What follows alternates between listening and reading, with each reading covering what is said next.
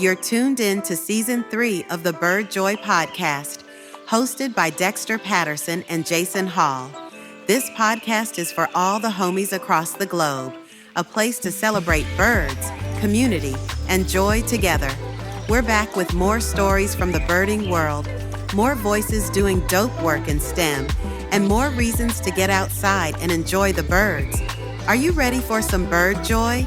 Let's go. Welcome back, homies. Welcome back to another episode of the Bird Joy Podcast, where we celebrate the beauty of nature, community, and the joy it brings to our lives. And today, folks, we have a fascinating guest joining us, Shane Alden, also known as the Wild Dryad on social media. Shane is a self-taught illustrator, botanist, and educator based in Chicago. Shane's journey into botany began through art and aquaponics, and today he has built a thriving community of over 500,000 people by sharing his passion and joy for plants, ecology, and outdoor education. Yeah, Shane has collaborated with notable organizations, including the Conservation Foundation and the Field Museum of Natural History, leading workshops and teaching others about edible wild plants and sustainable ecosystems. His mission is all about creating a healthy environment through hands-on learning and research, helping people reconnect with the natural world around them. Today, folks, we are going to explore what sparked Shane's love for plants, how his creativity and education intersect, and his hopes for the future of botany, conservation, and community learning. Let's go. Let's go, Shane. Welcome to the Bird Joy Podcast, man. Hello, and thanks for having me on. I feel like it's such a grand summary of what to do, so it's great to be on. Well, you are a grand dude.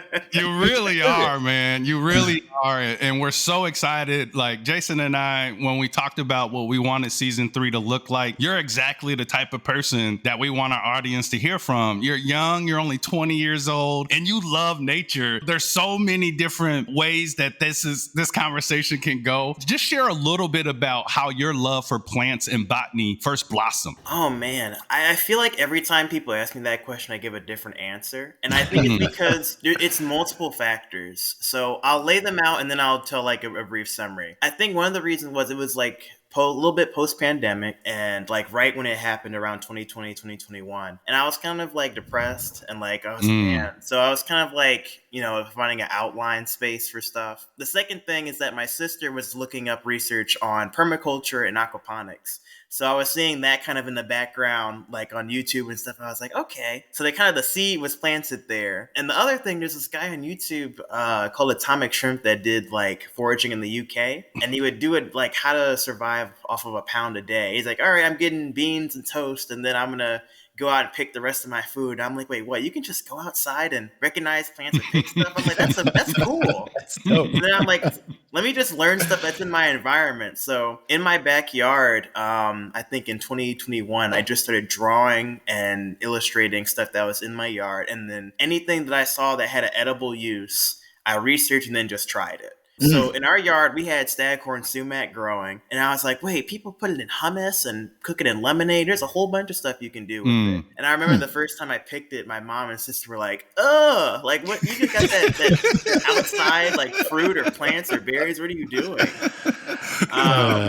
And I tried it and didn't die. So I'm like, oh, this is actually really good. So, like the black forager Alexis would say, don't die. I feel like that's a common theme, right? A common scientific theme, right? Where like if we get a bird ID wrong, we're good. We're still going home that day. So it's pretty dope, man. That you took that. And you mentioned aquaponics, and your sister was doing research, and that had a connection with drawing plants. Like, were you led to that first, or was you just kind of went down a rabbit hole with just exploring things outside? So like, how did you kind of connect what you were curious about with how you were expressing that, whether it was through drawing or creating your things on socials? Yeah. So the first thing is that like, I think when I was seeing her do aquaponics research, I was like, man, I want to do that. But I realized, man, it's expensive on the front end, and I do not want to kill any fish. So I'm like, let me just learn about plants first. And I also already had a background in drawing and doing painting and things like that. I used to paint shoes as a side hustle for stuff, or do like smaller like portraits and stuff. A lot of landscaping before I even got into this, which is interesting. But I think the connection was, if I learn about the plants first, I can have a foundation to be able to do aquaponics. I have yet to do aquaponics yet. I think I've kind of immersed myself in this space. So I think at some point in my life, I do want to do aquaponics still, but the plants called my name. Hey, listen, speak it into existence. All right. I mean, any aquaponics companies out there that need to sponsor a bright young man to get him into it, let's do it.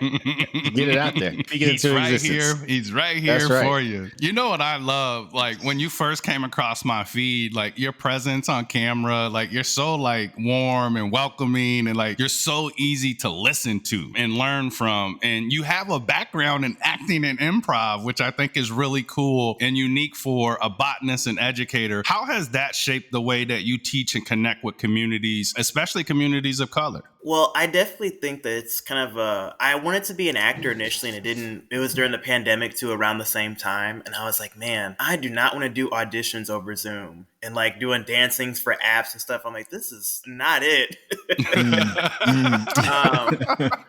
I think I liked being able to do like stuff theater and stuff, because if you perform in front of people and you bomb that night, it's okay because you get to redo it the next night. Like you're doing different things in theater, and I like being able to experiment. You get an immediate feedback reaction with an audience versus doing on-camera work. But I think it's kind of opened me up to be a lot more comfortable and like kind of have like I don't know, being able to like lay out information well and like present it in a way that's fun. So I think it's kind of an outlet. Like teaching is an outlet for me to still do that improv and performative nature, because you have to tailor information to what people's needs are. A big phrase I've been saying a lot lately is meeting people where they're at. And definitely, I think people have many different ways of being able to learn and teach themselves, or ways of learning. So I really try to just give people context, like how can this relate to somebody and how are they able to apply it from day to day. First starting out, you don't know what's like goldenrod or sumac is. You just know, oh, these are these purple or like yellow flowers, right?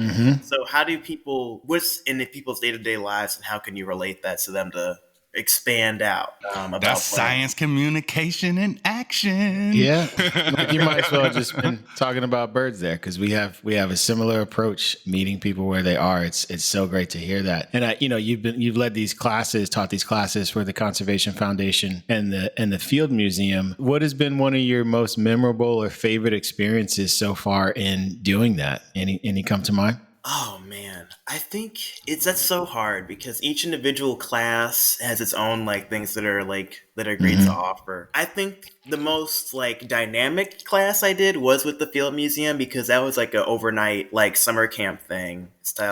And like it was like a teen internship group, and I took them out. I don't remember the preserve, but it was out in the west preserves of like the Cook County, Chicagoland area. I taught them foraging and plant identification, and then we found like oyster mushrooms and things like that, and I taught them how to prepare and cook them over a campfire. Wow. So it was like there I was able to do everything in the field. Like this is how you identify, this is how you get onions and different things, and you can cook and forage all these things right here in the same place.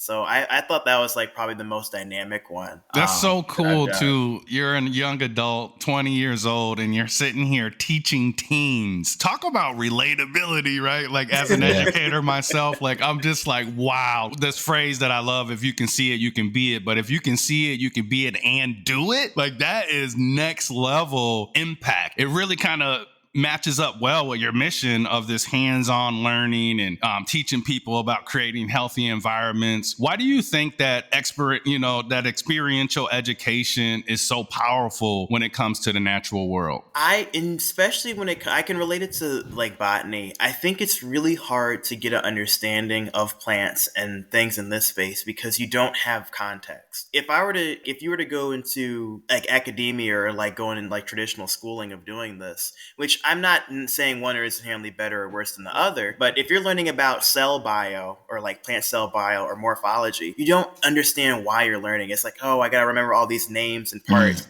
And you don't have the context for why it's applied. When I first started learning about plants. It was just going out and learning the information. Okay, this smells like this tastes like this. And as I've learned more, I'm like, okay, well, what pollinators are attracted to it? What kind of areas do I see stinging nettle or something more? Is it more wetland? Is it more dry? And then you start to ask these questions naturally that as you would have you progressing. So now I'm like, okay, now I'm learning about ecology and different environments and stuff, right? And then you can start like, well, what fungal or like diseases are affecting these plants? Now I need a microscope. Now I can look under, and then it starts expanding out to learning it that way.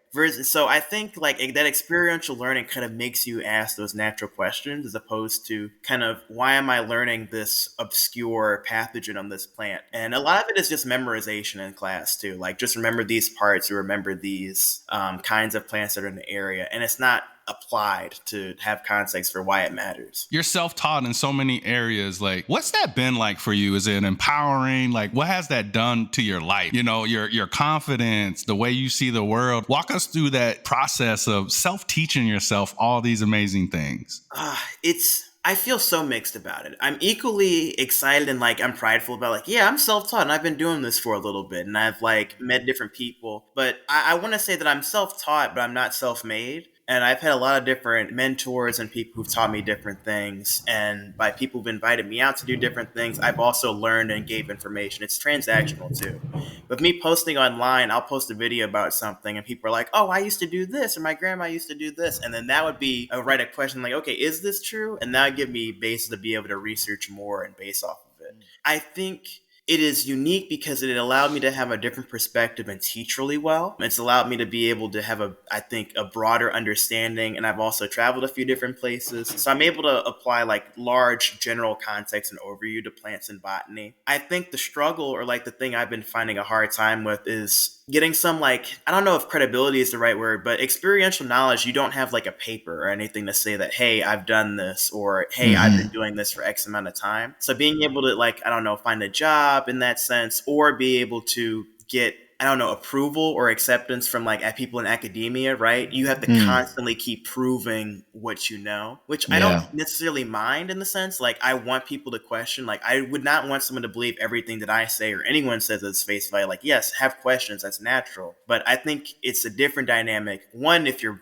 black and brown, right? Or like, you're trying to navigate that space. So there's already well, how do you know this? Or like questioning your knowledge. So you have to keep proving yourself in that space. So it's been mixed. I think overall on a good day, I'm having like, yes, I'm doing this and I'm hopefully carving out a path where other people are able to do a similar route that's a little bit more untraditional. Sounds like, Jay, that imposter syndrome conversation we've had. Yeah, we've had this conversation because there's a lot of folks in that the STEM fields, and I'm a benchtop biochemist by training, right? And you know, we have these conversations around what actually provides value as a science communicator, right, out to the public. And just hearing you talk about the experiential learning and thinking about how when I was in school, I didn't want to sit down and learn about how a bird's physiology makes an egg, right? Like I didn't necessarily think that was super interesting, but I would have thought it was more interesting had I been outside looking at a nest while we were talking about it, or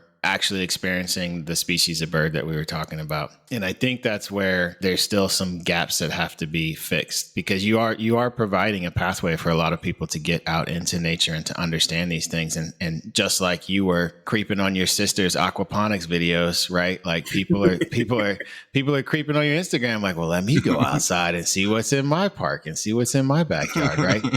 And so how do we take that and put that in a space where they can not only have that as a passion, but potentially a career and something that they pursue in life? And that gap between that and what academia thinks you should be is pretty large. I would say, just keep at it for sure, right? I mean, I think these opportunities are going to open themselves, but me and Dexter both certainly feel you when you say you have to continually prove yourself over and over again as you enter new spaces, because of who you are and because you might not have a piece of paper. Like I don't have anything that says I'm a ornithologist, right? But I know enough about birds to be out there educating a community and bringing people into it, right? And so having to prove myself to those other nonprofits and partners and donors and all this other stuff is a little tough sometimes, for sure. Sometimes exhausting.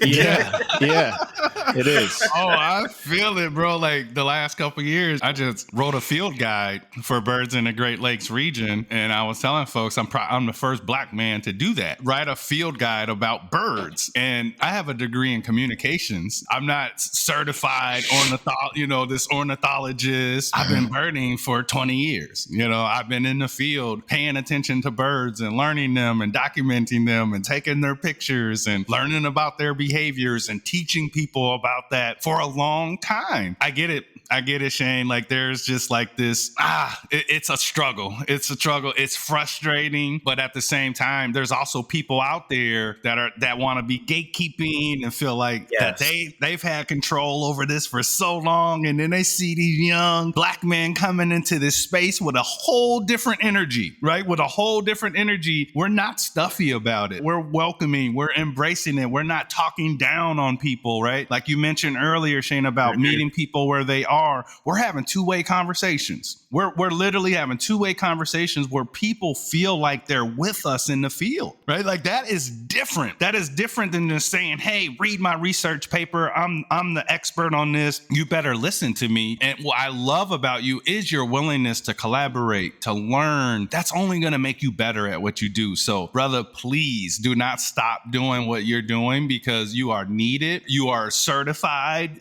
You are valid. Your knowledge is different, right, in the way that you present it. And I think that's why you've built such an amazing community, because you are different. And I think people are intimidated by that. I'd say so too. And there's two indicators of that. You mentioned, and I'm sure maybe both of you experienced this, right? It's like a good way that I can tell if people are like, or have like trauma with like people talking down on them is if you go into a space and you're meeting people for the first time and they go, oh, well, I know I'm not a degreed botanist, so I'm not like the other botanists or other people around here. But like, why do you feel that way? Why do you have to preface it's okay? Yeah. We're all here to learn the information. Then that's like a big like, doop, like okay. Yeah. So like, what is the space saying? Like, what are the other spaces have you been in, or is this space like that? That talking down gatekeeping thing is rough. It is. It is. And I think, but that's, creating a community where you can bring people in and take down that shield for them. And, cause we get it all the time, people, it's funny. I was at a bird walk this morning and, we had something called a little sit where we go to a place called Bartram's Garden, which is historic garden in Philly, been around for 100+ years or so. And we just sit. It's an accessible event. We let the birds kind of come to us. There's a tree canopy. And so a lot of people, their first time birding will be at this event. It's in the springtime. They're getting outside after the winter. And I can tell at the beginning, there's just a number of folks that haven't really made a friend yet. They're just kind of walking around, looking at their phone. They got a pair of binoculars. They're trying to figure out what they should be doing. And I'll go talk to them and be like, and the first thing they'll say is, well, I'm not really a birder, but I just came today. And I'm like, well, why do you feel like you're not a birder, right? Like you're holding binoculars. You came to a birding event, but I think because it may be things that they see online or otherwise, or conversations they've had with adjacent people that make them feel like they have to meet some threshold first to say, I enjoy it. Like I always compare it to basketball. It's like, if you go to the park on Saturday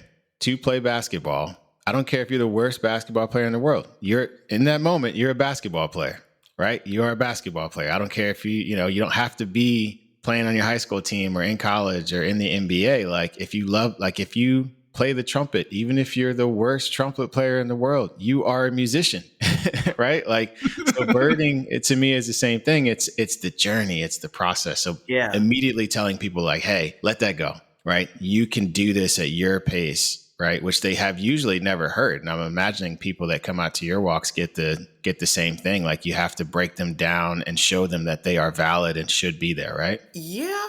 The reason why I say it like that, I feel like in my personal, like some of my events that I've led at this point now, a lot of people are really comfortable, and it's like, I don't really sense that. It depends on what event I go to or like where the area is. I've noticed sometimes it's more, like as an example, there's a Minnesota shade tree course out in Minnesota, and they invited me out to do 2 foraging talks there. And these are people who are like deep in forestry, parts of academia, like blue collar. Like it was a mix of that, like more so like trade workers and things like that. Okay. And I was asking, like, has anyone ever done foraging or anything like this before? Like, has anyone ever like tried these things? Or like, what kind of plants do you think of when you see in a lawn? Or stuff like that. And then everyone's like, it's dead silence. And it's like, well, this is not a trick question. Like, genuinely, what do you see? There's no wrong answers to this. People feeling like there's going to be a wrong answer, they're going to be shut down.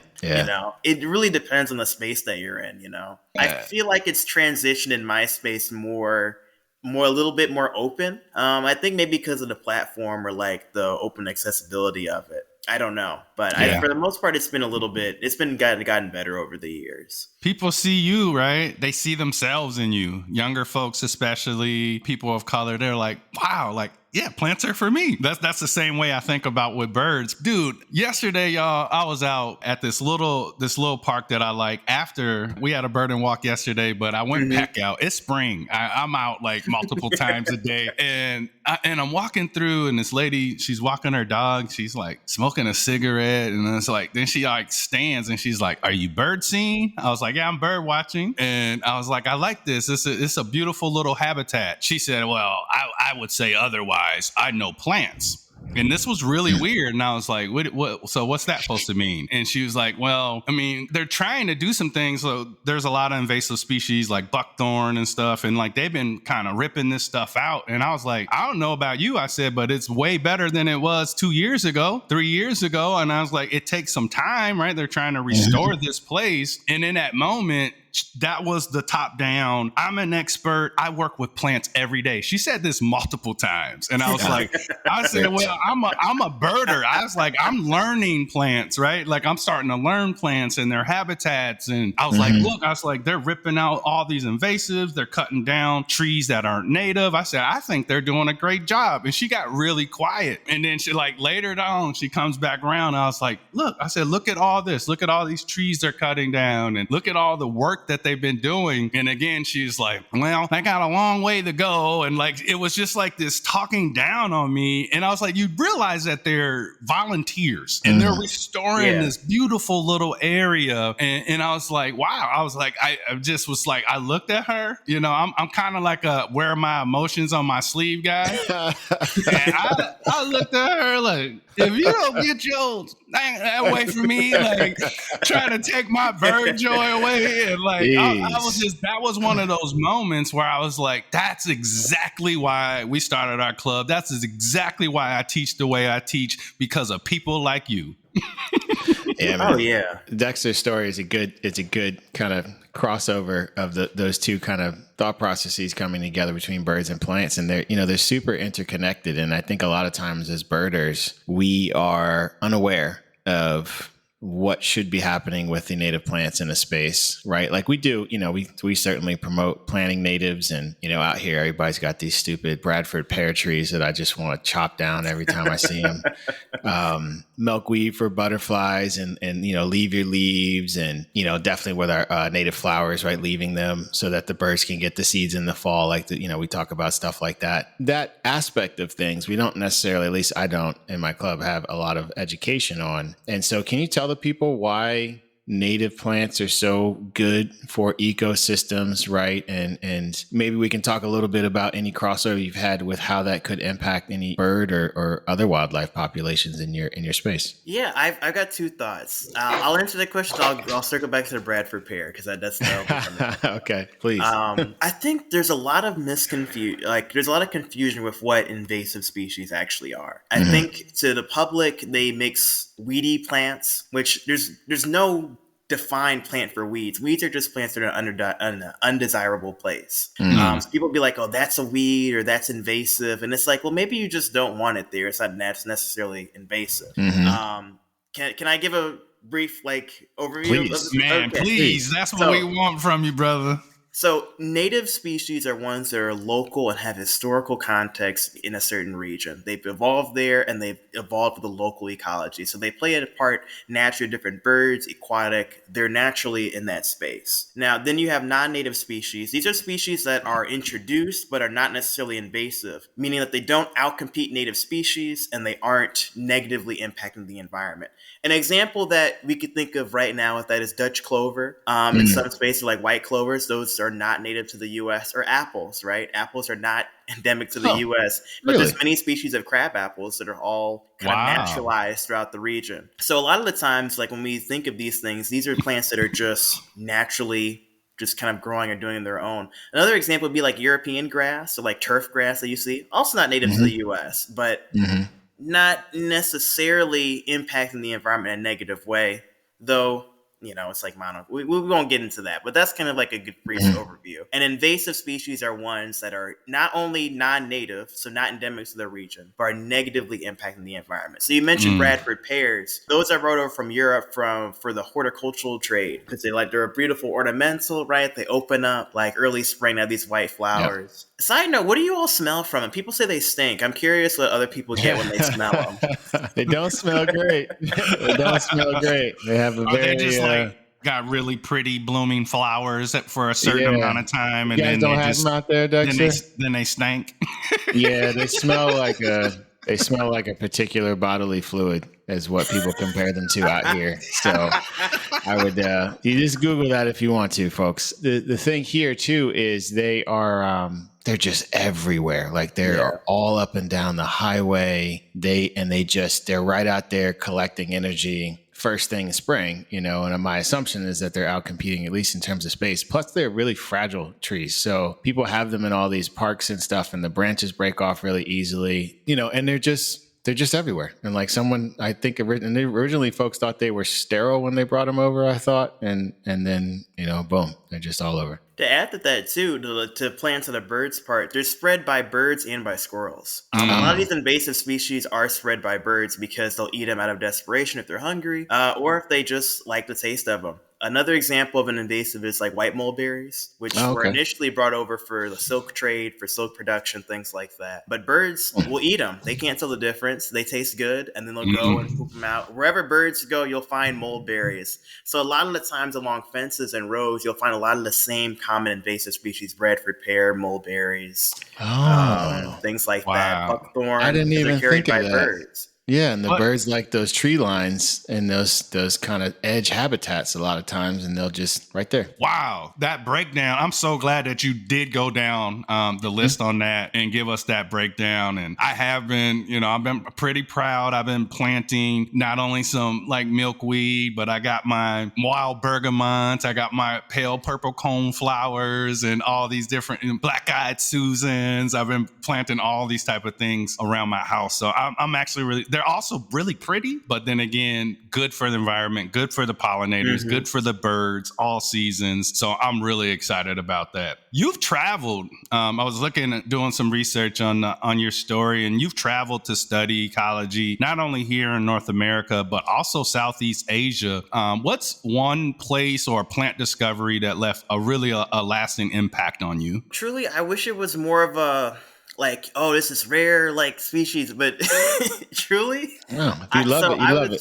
For context too, I was in Indonesia, so I was in Bali for about 2.5 months, and then I also went to Thailand and Singapore. So I got a chance to see the botanic gardens out that way, and also research some culture and different medicinal properties of some of the plants out there. Two things that stood out to me when I first got there. One of them is that they had bloodberry, which is related to American pokeweed. That's just endemic to that region. So that was a cool one. It's like, it's a connection here. Yeah, we got those all over here. Yeah. Yeah. The other thing was, at least for me, was durian. I had tried durian for the first time over there, and a local folklore about it is that you're not supposed to drink and eat durian at the same time. Supposedly, I don't know how true it is. I haven't looked into it. That it increases your body's absorption of alcohol. And Shane did not know this. The drinking age in Bali is 18. So I was like, I'm going to I met a friend over there who was from Scotland. He's like,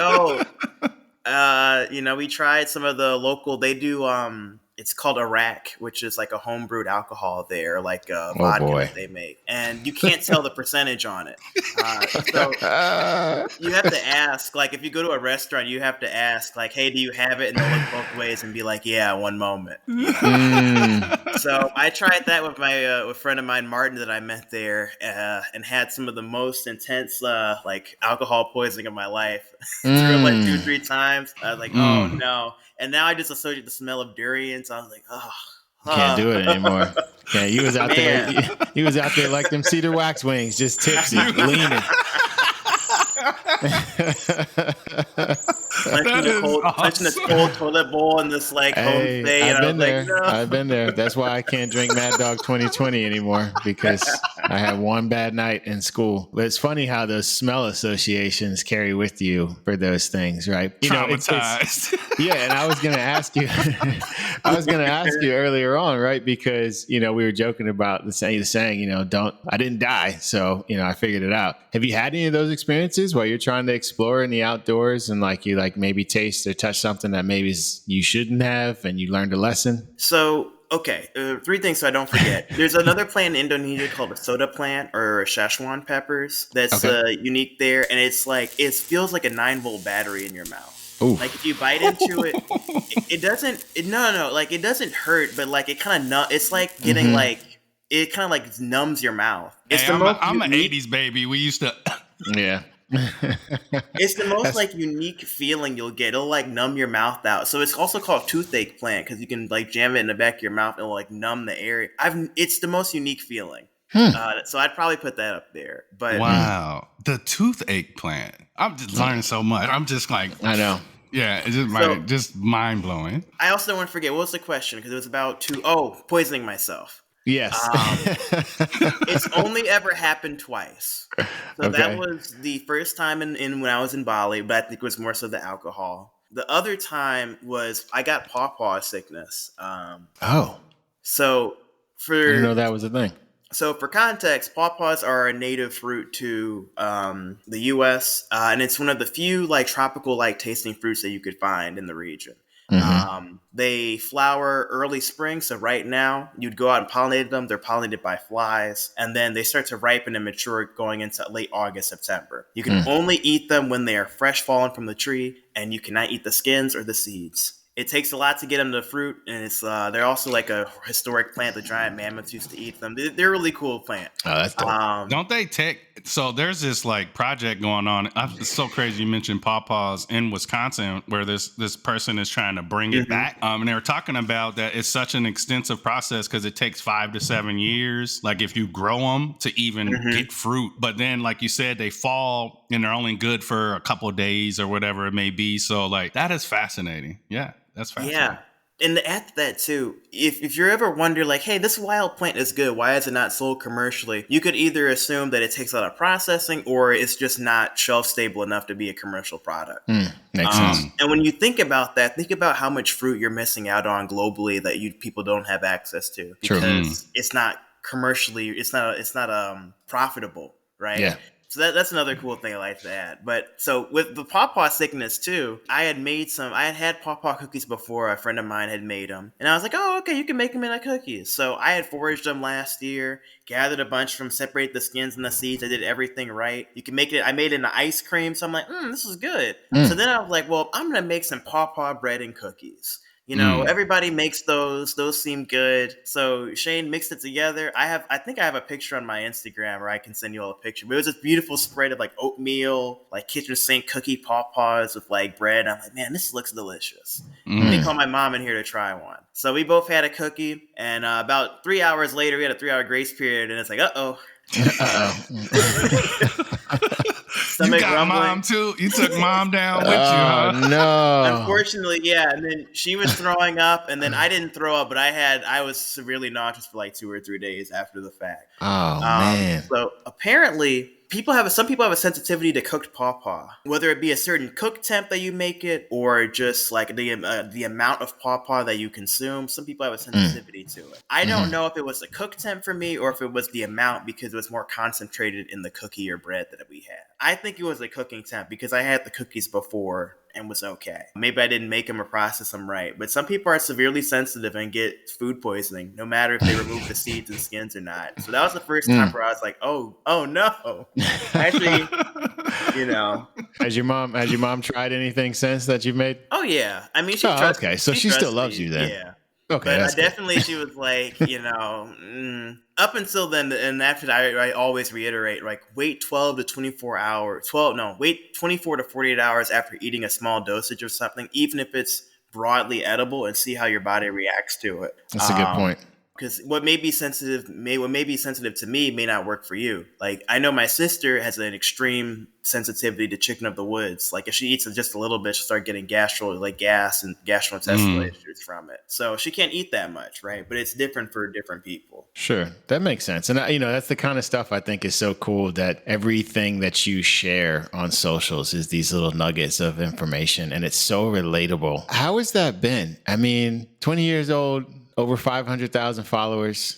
People are tuning in, listening. How does that feel? How has that been, like, feeling like, wow, so many people are interested in what I have to say about this? You just kind of wake up every day kind of pinching yourself, or what? I think the first year it was unbelievable. For context too, a friend of mine was also another forager in the Chicagoland area, and he's the one that encouraged me to post on social media because TikTok was new at the time, and I was never really into social media. I just post my art from time to time. You can still see that on my socials now, like old artwork that I used to do. And I was like, I don't really like TikTok. Like, what am I gonna? I didn't really like it. And then he was like, just post on there, like just like make some videos and post. So I did one video like introducing myself as Shane Alden and like come learn with me as I learned foraging. And the second video I posted was about Dryad saddle. And as I was recording it, a guy came in, was walking the trail and asked me what I was doing, and I taught him in the video. Wow. And that was the second video that I ever did. That's cool. A couple million views on all the platforms for it. So after that's also why I got the name Wild Dryad, because it's dryad saddle mushroom. A dryad is a nymph or protector of the woods. It's the first mushroom I ever learned how to identify and forage comfortably. And it's the video that got me to do what I'm doing now. So it's very serendipity. Oh, that's so dope. That's such a cool story. That's awesome. Talk about proof of concept, Like, yep. You were right, my friend. I should be posting this stuff. That is so cool. I think it's equally amazing as it is terrifying too. I've gotten a lot of fair share of like creepy people online messaging me, especially when it was at the height of a lot of messages and stuff. A lot of people trying to take advantage, right? Like, oh, I see your illustrations, right? Let's do this book or let's do this. Fortunately enough, my mom used to do theater in college and kind of knew a little bit of like what that was like. And I feel like I had a lot of protection with a lot of stuff that I could have opened myself up to. Granted, awesome. I also have my fair share of experience too that I learned from and grew from too. I think in terms of like being able to post online, I think the first year is like, oh my gosh, I'm getting thousands of comments and messages. This is insane. And the first year, I still think this is surreal. And it's still that way, especially you forget a little bit of like what the word, you can't really see the impact you're doing. And then I'll be going to the beauty supply store and be like, are you the dude that posts about plants on Instagram? And I'm like, oh, and like, that's why it's tripped out, I think it's, in those moments, it still doesn't feel real, but I think it's forced me to mature and grow a lot too. Like I think there's a lot of like negative comments and stuff. In the first year, I remember I was focusing on every single one, responding. I'm like, oh, they don't, like, people would correct me and they didn't know what they were talking about. I'm like, I'm gonna, I'm gonna show them. That's like that plant lady on the trail yesterday. It's those kind of people, It's good. I'm glad that you realized block out the haters. I mean, first of all, if you don't have any, you're not probably doing something that's huge. Yeah. So you're gonna get that regardless. I just block them and I just move on. I don't got time for them. I'd rather spend the time with the people in the community, and that's beautiful community that you've built. And kind of going on to that, what advice would you give someone that's curious about botany or unsure where to start, or man, should I be sharing this information with people, but just in general, what's some advice you would give somebody curious about plants? Learn what you want to learn and don't let other people muddy the water of what you have to learn or feel like you should. I feel like I've really been trying to navigate that with what I want to do. I feel like I'm like, oh, well, maybe I want to go back to school and get that research knowledge to be able to work in a lab. But like, I don't want to do that. The only reason why I do that is because I'd get the sheet of paper and I'd be like, oh, well, now people can believe, and people still wouldn't. There's a guy, Derek Haynes, or Chocolate Botanist on Instagram that we talk to a lot. Me and him have talked and like met before. He's really cool, but he goes to that too, and he's got his degree in botany and talks about it all the time, and still gets the questioning. So then I'm like, well, I'd still have me prove people wrong, like either way. Yeah. So now it's like, just do what you want to do and learn it. If you want to learn about plants and like draw and illustrate, there's a place for that. If you want to be able to learn about plants or like doing different things in that way, or do the research end or out in the field, research that. It's so many different avenues you can learn from. Might as well be happy, right? Might as well be fulfilled in the work that you do. And you are cracking open that just piece of excitement for people, right? Like just yesterday, you got me, because I remember I was birding one time, and I was looking for a bird called a blue-headed vireo, and I was near this creek, and I decided to go a little off trail, and I was trying to figure out where this bird was going along the trail, and I was trying to get myself into a good spot up on this hill so I could see it. And I'm walking along this trail, and then I fall, right? I fall down this like little ledge into this little, I don't know, it was like maybe a bowl or something. Like it almost looked like a tree had fallen. And you know how it leaves, like when a tree falls, sometimes it leaves like a huge, like just kind of cup in the middle of the forest floor, right? But it looked like it had been there for a while, and the water had just eroded it out. So I fall down into this thing, and I sit up, and there's just these little whimsical green plants, like these little tops, right? And I was like, what are these? And I sat there, and I was listening to the vireo, and I don't know if I ever even told anybody about this spot, but it was only maybe like 20 yards by 20 yards, and it was a circle, and these things weren't growing anywhere else in the forest, just in that little divot. And I get on Instagram yesterday, and here's the homie talking about May apples. And I'm like, that's what those were. And I'm watching, and I was like, oh, I didn't even think, and now I'm like, I got to go back and check, are they male or female, right? Because he gave all the information, like, and it was so serendipitous, because I knew I was talking to you, and I was like, homie, is like, Dexter always says the universe doesn't make a mistake. I just thought that was so amazing, because now I have this spark inside of me of like, I'm not going to go look at every plant right now, but I'm going to go look for those because of that experience, and because you educated me on something that now I can identify them and appreciate them even a little bit more. Thank you. Yeah. And to add to that too, like it's also, it goes both ways, right? So I put that video out the other day, and a guy just commented on Facebook, and he was like, it's an oversimplification you did, because there's not male and female plants of the mayapple. It's just a branching stem, because they can be either or. There's monoecious and dioecious. Dioecious plants meaning that they have the plant that has both male and female parts. Monoecious being that it's, mono meaning one, it's all on the same plant. There's two different things. So I was like,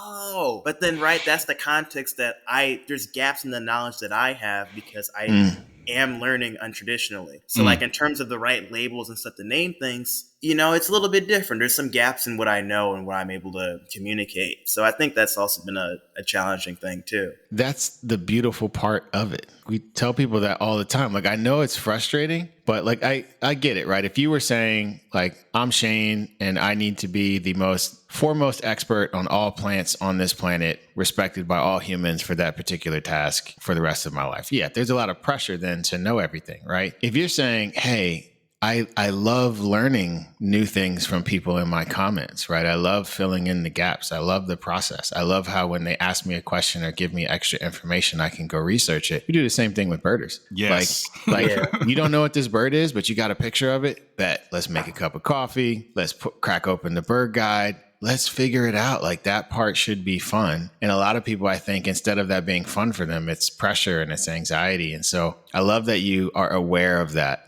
for yourself, because I think it's hard for people to have that self-awareness when they're so excited and curious and they want to pursue something, that they immediately get this pressure of being an expert. Yeah. And truly, to be honest, I do think I do put some of that on myself sometimes. But also, I think that's the outside, right? You gave me advice to give somebody else, like, don't let that muddy the waters, Like, I feel like people expect me to know all this information, and that's what's weird about it too. I'm young and 20, and I'm in this space with these people who are in the fields like 30s and 40, like, and they're expecting me to do tit for tat. It's like, oh well, you didn't know this. I'm like, yeah, why would I?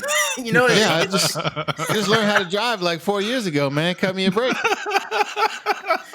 I think that's what makes you so welcoming, though, man. Yeah, like, you're honestly. humble, you're seeking knowledge, like, and you're transparent about that. That's a rare quality to have as a young man, as a 20-year-old, to be that self-aware, to be that curious, to be that open. I think that's what makes you really good at what you do, man. I think that's what makes newbies, right? People that are trying to learn, and even people that have been in the field for a while, they're probably like, holy cow, like, what makes this dude so attractive to all these people? And they're learning from you, whether they realize it or not. It is a tit for tat, like you said, like this exchange. Yeah. Just considering all of that, right? Like we talked about some of these gaps in experiential learning, curiosity for the environment, communities trying to find the right on-ramp for those folks. Like, what are your kind of hopes for the future, right? When it comes to botany education, the environment, and those particular groups that you are most excited to work with? Oh man, that's so broad. There's the advancement in technology, I think there's going to get to a point where my job is going to be less about identification and more about utility, because there's going to be apps and things that are going to make it so much easier. It's going to be one for one. Like, identification is going to change the world for that. But the other thing too, I know a lot of people are really concerned about stuff that's happening at like overhead level with the government and like things with national parks and things like that, lack of funding to some of these institutions from an educational point. And I think it's going to get maybe potentially worse before it gets better. However, I do think the benefit from this is that it's going to force private and public sector to work together, because there's no longer that resource there, right?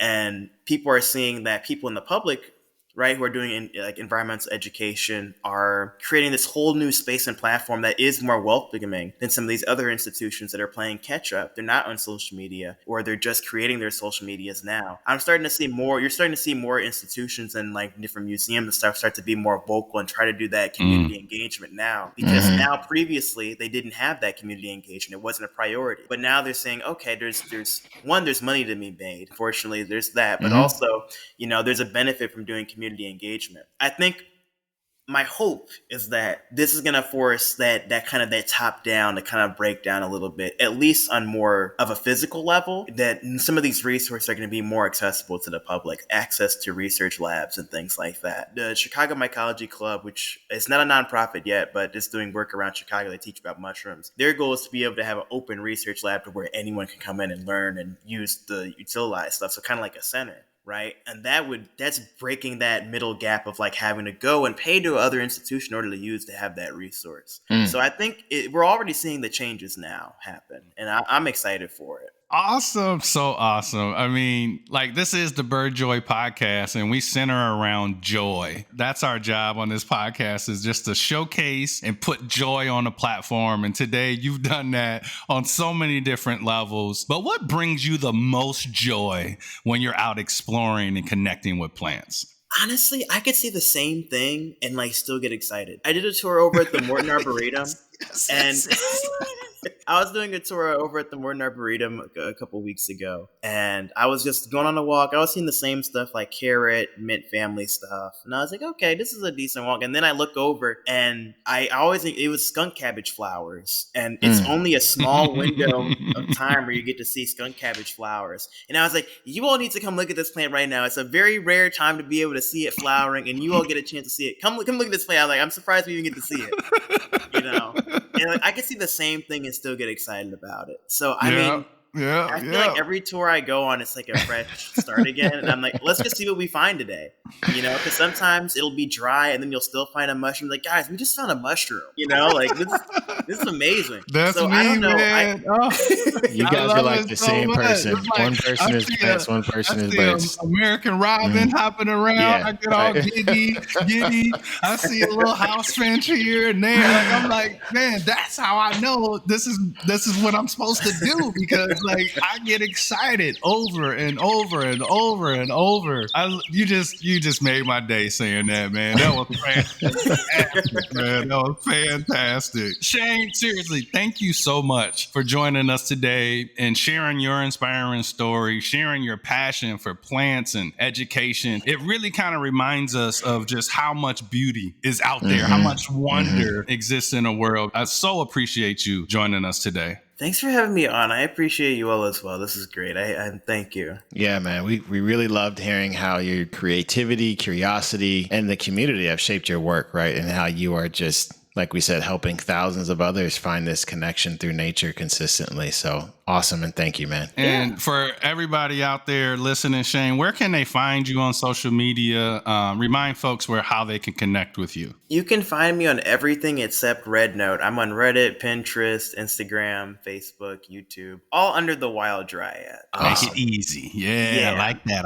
You can go to thewilddryad.com. That's also, I do foraging walks. And also, I always want to put this out there. Every book that I read, I put on a public access. You don't necessarily maybe you have to buy the book, but you can see a curated library on the website of everything I've been reading. I haven't updated in a little bit because I've been moving. I'm trying to get I'm recording a Wild Dryads library where I cover books. So that's still changing a little bit. That's dope. Please, if you want to see some stuff that I'm checking out, I always put those resources up there too. Some of them are public access too, and you can just read them. Awesome. Fantastic, man. Thank you. We're going to link to all that stuff in the show notes for sure. And yeah, listen, folks, as always, whether it's the birds, the plants, any other corner of the outdoors, just please keep finding your joy out there. Yes, sir. And I want to thank everybody for joining us today on the Bird Joy podcast. We hope you've enjoyed exploring the world of plants with us today. Shout out to the BIPOC flock.